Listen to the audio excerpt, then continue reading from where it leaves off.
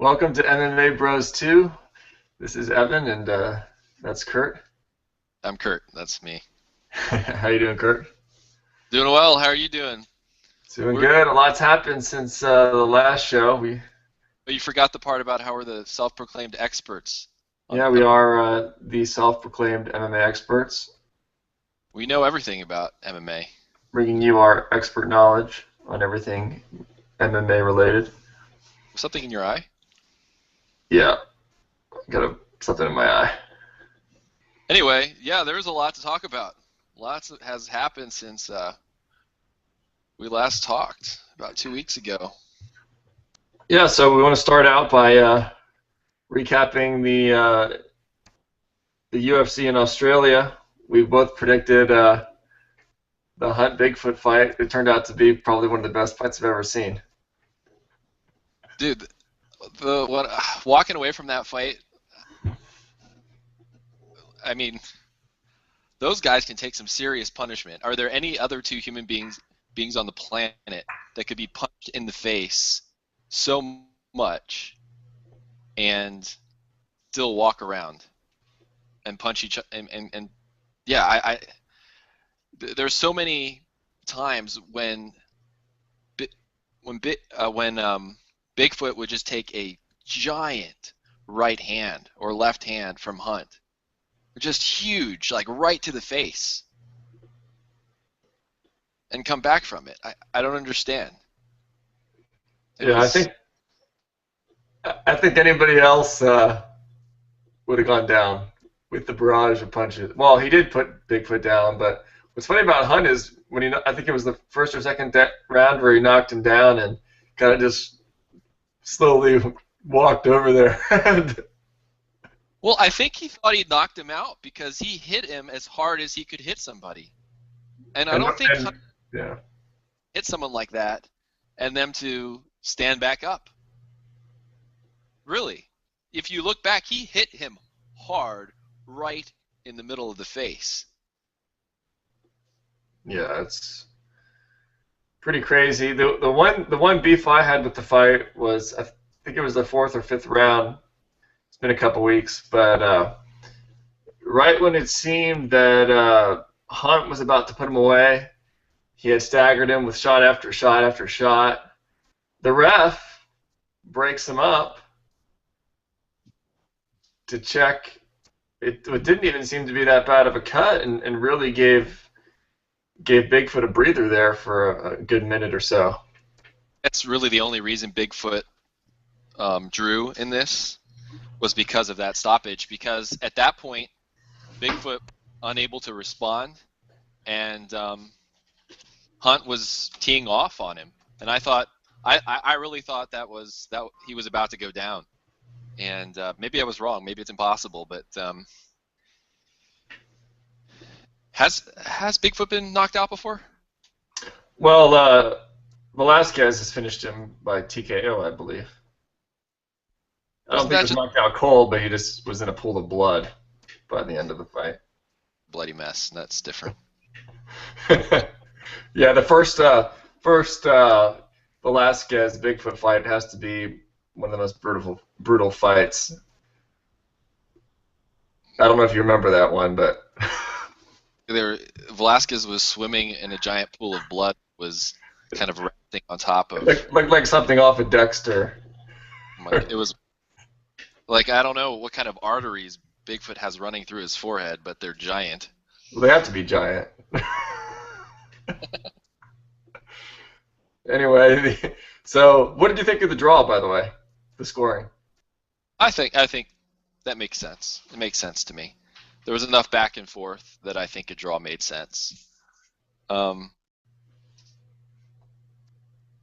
yeah, I think I thought Hunt won probably, but I mean there were times when each one was really dominant, and Bigfoot was never really out of it, even in the ones where he was getting creamed.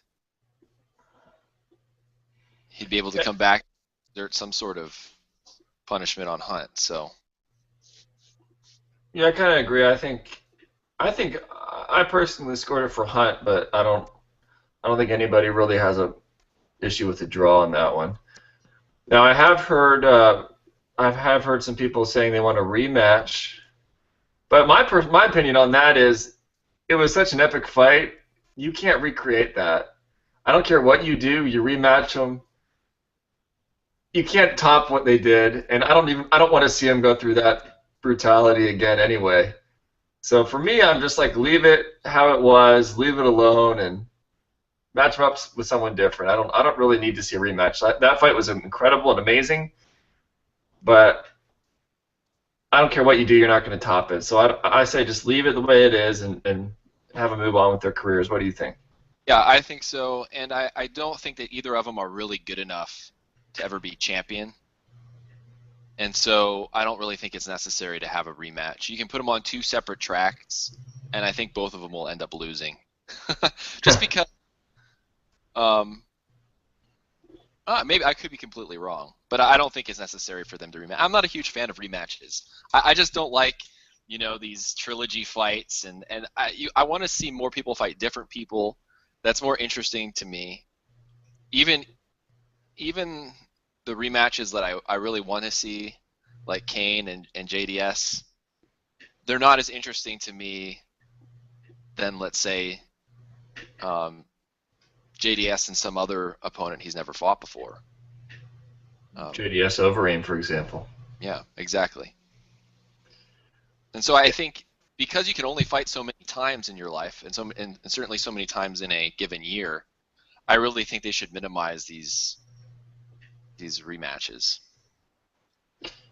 The issue with that, with the heavyweight division, is it's such a shallow division. There's not all that many matchups you can make. I mean, you have, and with Hunt, I agree. Hunt, I don't think Hunt will be champion, but talk about an incredible story. The guy was, I don't know how many fights he lost in a row on the end of his Pride contract. The UFC just wanted to. He had a couple fights left. The UFC just wanted to pay him to leave. Didn't even want to have him fight because they didn't think he was good enough. The guy convinces them to give him a shot. He loses by submission to some no-name on the UFC undercard. Gets one more fight to finish out his contract, and now he goes on this incredible winning streak, and now is putting on some of the most exciting fights we've ever seen. He's always been incredibly gifted athletically. I mean, the guy is amazing. And one thing, well, prop to him for having incredible cardio. Yeah, that's one big improvement we've seen. Huge. Plus, his takedown defense is incredible incredible improvement in that aspect of his game. It's still, when Big Nog was on top of him, that wasn't looking so hot. But I mean, it was. Keep in mind that was like the 4th round. Bigfoot. Yeah. So. But the thing is, I can see, even though I agree he won't be champion, I still see him beating so many guys just with his power. I mean, tell me this: if Mark Hunt fought Overeem, I'd be scared for Overeem. Day. Yeah, you could fight it. There's so many. This is why they shouldn't rematch, because there's so many interesting fights that you could do. How about that guy? Is his name Travis Brown? Yeah, he knocked out Overeem. The guy who just knocked Overeem. Have him fight Hunt. That would be interesting. Yeah, that'd be a rough fight. All right, and then on the undercard, or the co-main event was Shogun against James Tahuna, and Shogun flattens him in the first round. Any thoughts on that? It's Shogun back, or is he just a blip on his way down? Well, it's hard to know because it's so short. First of all, why are you going in? You throw this left hook and you leave your right hand by your kneecap. It's not a great plan. So I think it's really hard to know, because one of the problems that we've seen with Shogun is his knees, and I think he does slow down, and he's got great endurance, but he still had the quickness and the speed of a beginning fight, and it's really hard to know, I think, with something that's so short and abbreviated. So I wouldn't read too much into it. It was a great win, but I wouldn't read too much into it. Yeah, yeah, I don't think Shogun's ever had any problems in the first 2 minutes of a fight. Oh, that's when he beat Machida. That's when he beats. If he's going to beat someone, that's when he beats them. The problem has been in the second and third rounds when his cardio seems to go. So I agree. You can't really read much into it. He's always been good in the first round or two, save the Sonnen fiasco, but. Yeah. His cardio has been what seems to be the issue. What do you think about him possibly moving to 185? Think that would help revive his career, or do you think that would be a lost cause? No, I think that's good. He's kind of small, I think, at 205. Yeah, he seems like, I mean, he's definitely smaller than Machida. Machida made it. So I think the problem I see with him moving to 185 is so many guys have moved down from 205 to 185. A lot of the people, a lot of the matchups are going to be the same. You're going to have Chael Sonnen there. You're going to have Machida there. You know. Really. So he'd probably have to beat people he's already lost to in order to. Talking about retirement, he probably should just retire. You think he should retire? Yeah. Taking a lot of abuse, man. Yeah, but has he? I'm trying to think. Has he been knocked out? Has he been knocked out cold? I don't think so. I mean, he's taken punishment, Dan Henderson, but he hasn't been knocked out like, say, Chuck Liddell was. That's true. So it's hard to say. And when you see someone getting brutally knocked out, it's easy to say retire. For Shogun, he hasn't really had that. I mean, he's gotten beat up, but I think I still tend to think. You know, I don't know why cardio has been such an issue. I guess you gotta attribute it to his knee problems, injuries that he's had, but he's not been able to work on the cardio like he could. I think if he does cut to 185, it'll force him to work harder. Maybe that'll. I think before he retires, he should at least try doing that. Give it a shot. Take a fight down there. If he loses, go ahead and retire. If he wins, hey, maybe he has another run left in him.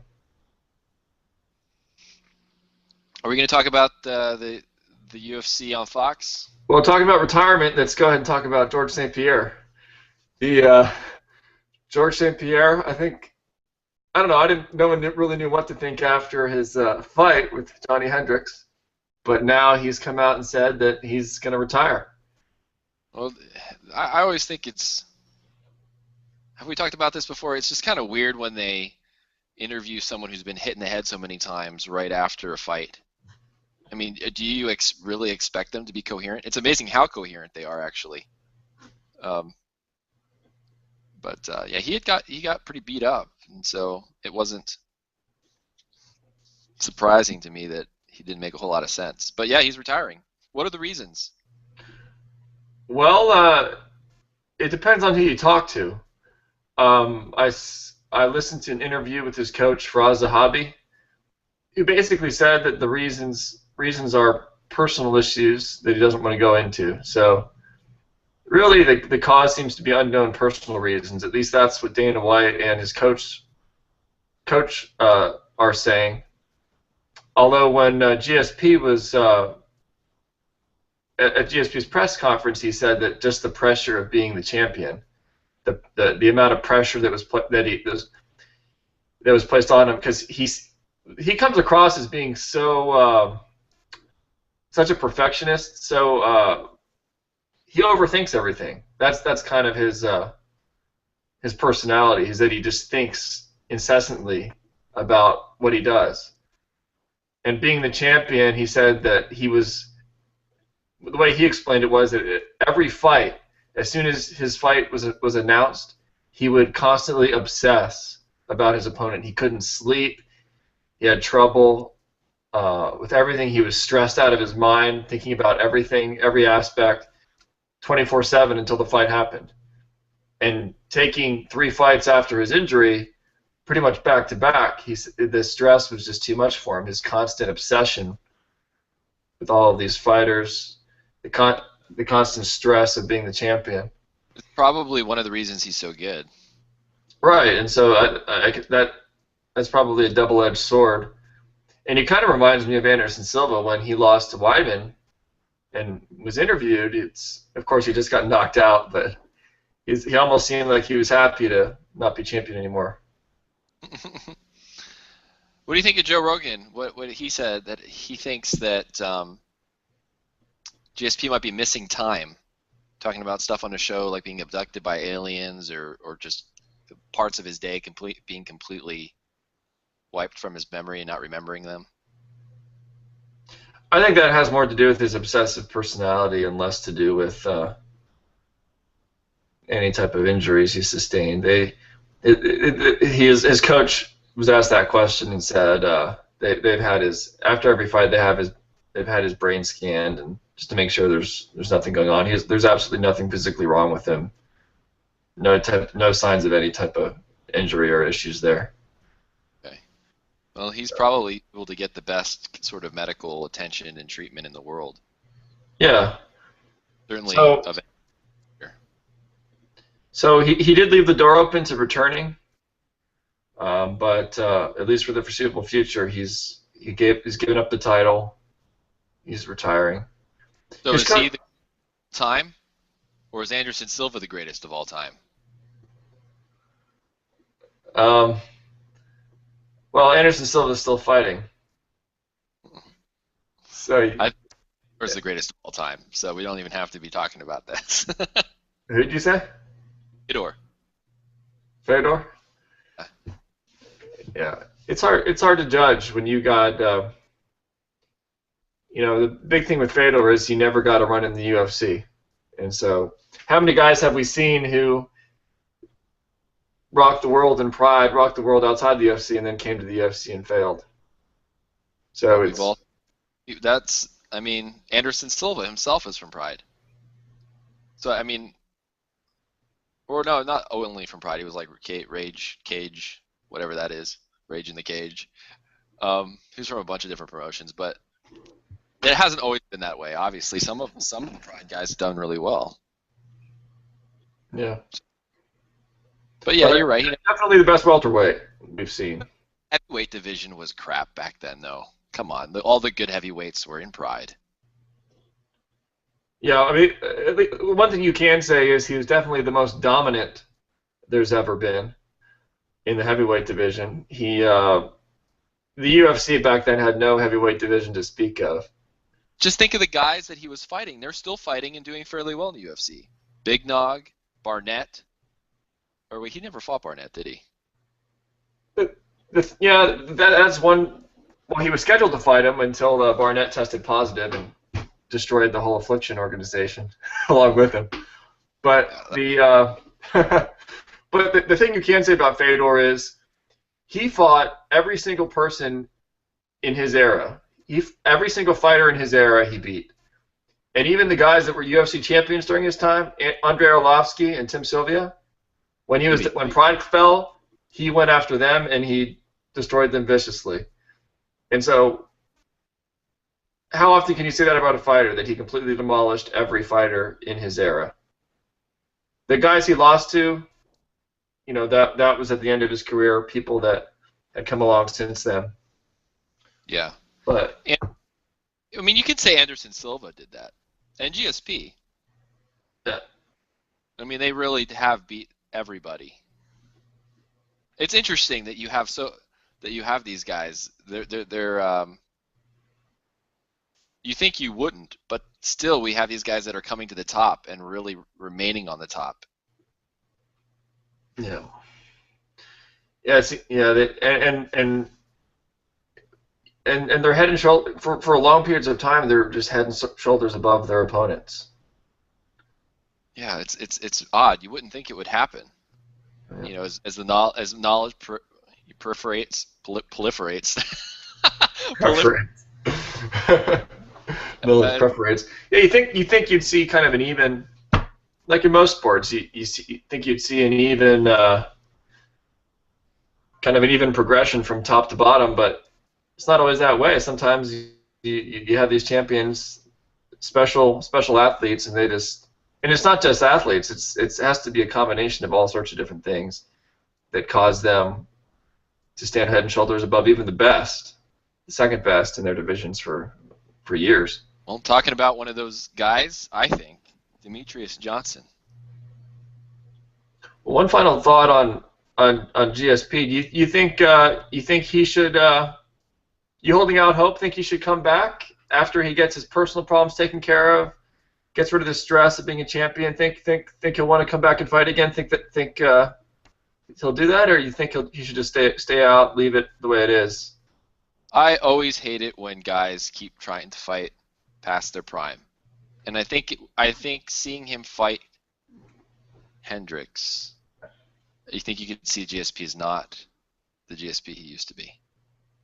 Simply not. I think GSP in his prime would have taken Hendricks down consistently and mauled him on the ground, and he just wasn't able to do that. So I think if he got that win, I think he should step away and enjoy his life. He had a great run, and he did great.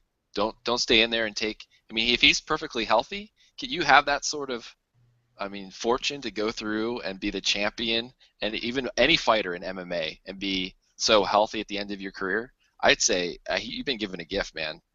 Don't go back in there. He doesn't have anything to prove. There's nothing to prove. He doesn't, but one thing his coach said is that he thinks the reason that for George kind of looked like he was kind of past his prime, slowing down, not quite as good as he was, had a lot more to do with the stress and emotional issues from his personal life than any type of physical reason. And what he said is that he thinks that once George gets these personal issues, whatever they are, taken care of, that he can come back and be better than ever.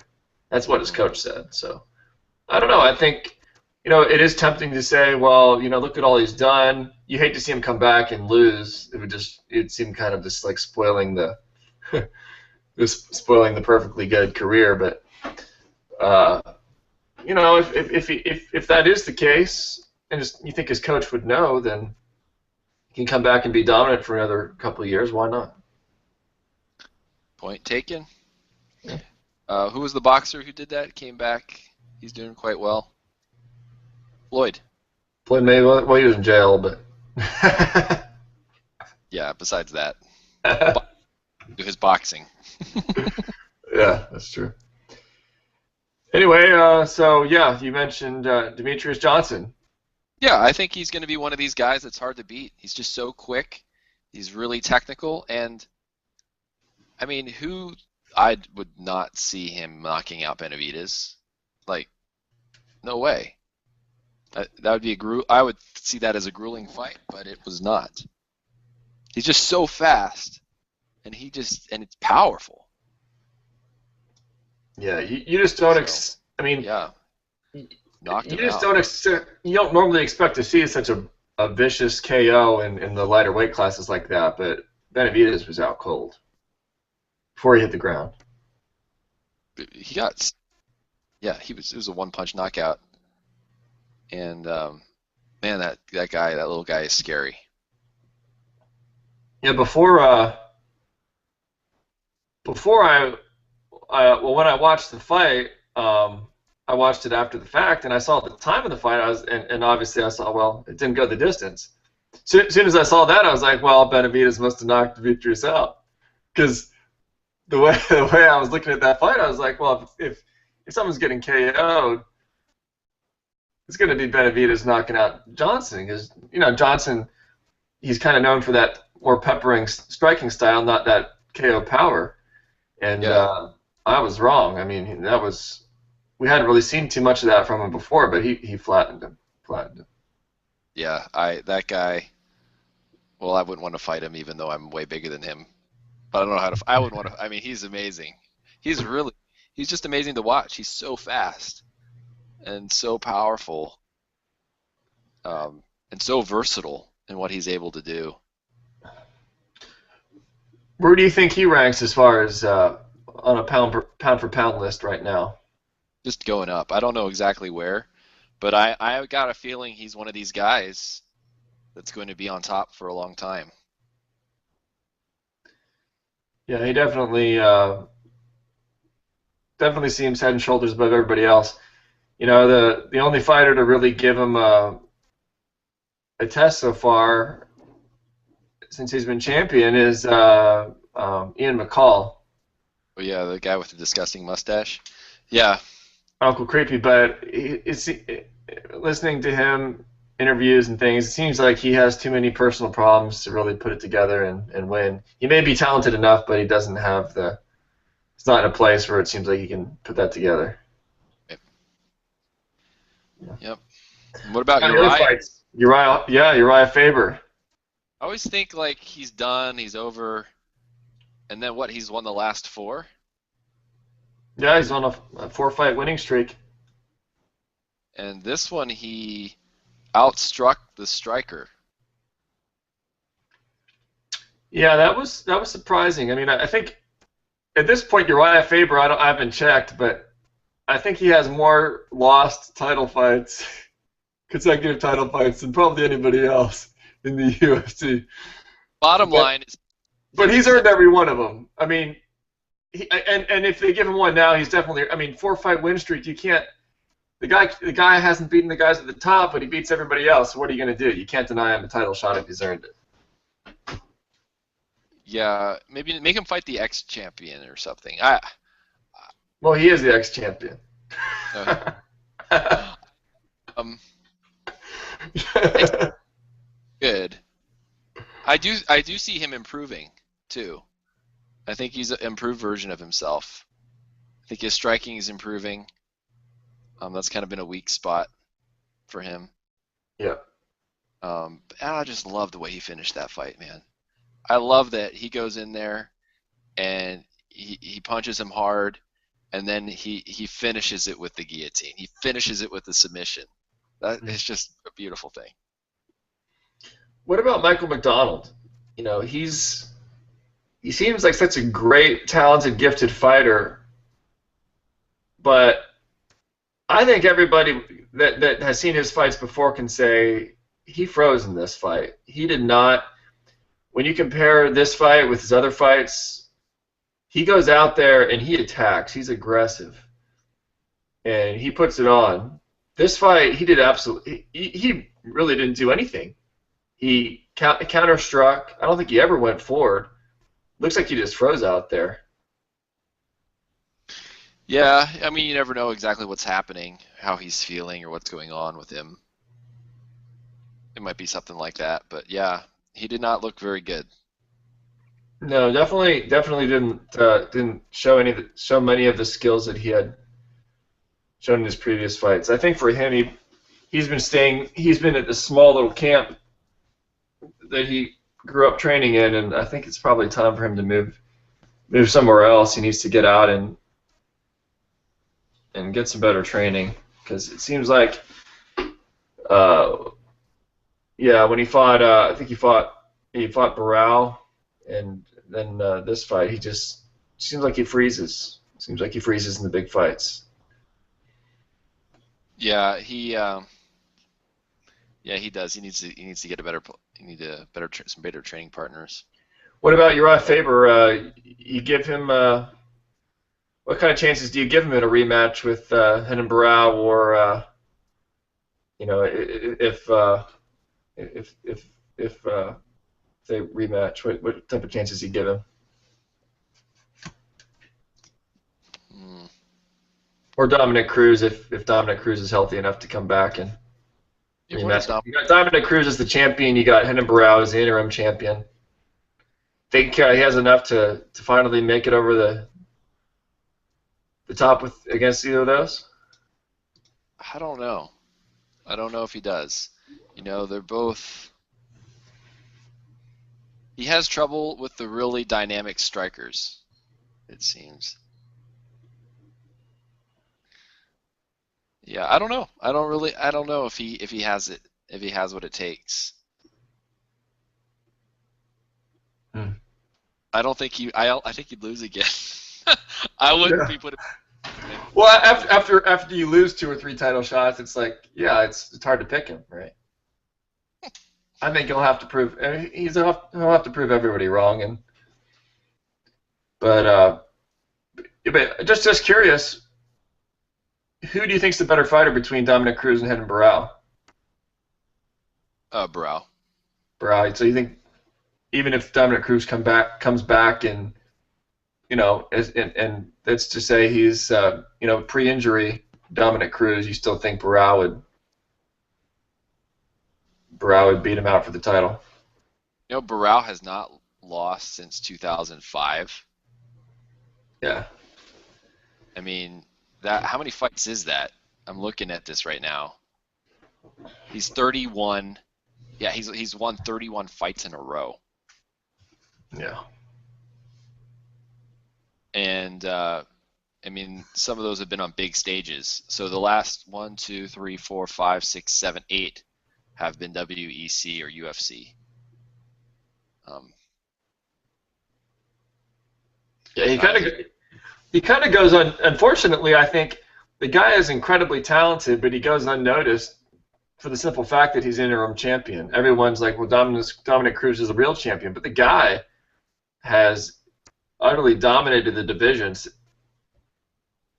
Since since Dominic Cruz was injured, and I think he really deserves to be there in the conversation of top pound for pound fighters. With this retarded interim champion business, you're either How champion. long? I mean, Cruz has been out for what, like over 2 years now? Yes. Yeah. You gotta just strip the guy of the title at some point and move on. Yeah. The guy, once he gets over his problems, gets back, maybe give him a title fight if he wants it. He was previous champion, but you can't just label some. It's unfair to Barão to label him with an interim title badge for 2 years. The guy's been dominating, beating everybody. It's not fair to Renan Barão. It's just dumb. It's just some weird marketing thing. You just stop it. Very insightful. We are the experts at MMA. You see any of the other fights on that card interest you? What else did I watch?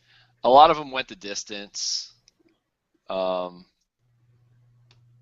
were the two really that interested me the most. All right, so looking forward, we do have the next UFC is the rematch, the big rematch between Silva and Weidman. That'll be interesting. That'll be really interesting. I don't think Weidman is nearly as good as Anderson. If Anderson's not stupid and if he wasn't too adversely affected by being knocked out, I think he'll make short work of Weidman. Money's on Silva for me. The question, of course, the only question is, will he do like a Torres and go from being the most dominant guy out there to kind of a shrimpy, scared guy slinking around the octagon? Yeah, you never know. I mean, I guess it'll be pretty obvious if you see Anderson Silva going for a takedown in the first 10 seconds. You know he's not back. That's true. he changes into a lay and pray wrestler. I don't know. He's not Machida, but Machida got knocked out, and Machida came back strong as ever. Yeah, I mean, it's hard. You never know. It all has to do with their mentality. You see some guys, like you said, Machida, even Mark Hunt. I mean, he got knocked out by Dos Santos, came back. You never would have known. So you have these guys that get knocked out, they come back like nothing ever happened, and then you have guys that get knocked out and they never come back. They can't get it back together mentally, and they're never the same. So Silva's never been knocked out before. It'll be interesting to see which category he falls into, if he can come back and regain his dominance or if he's done. We will see. All righty. Anything else of interest you wanted to talk about? It's all over. No. Alrighty. Well, thanks for watching the second edition of MMA Bros. We appreciate it, and we'll catch you soon. See ya.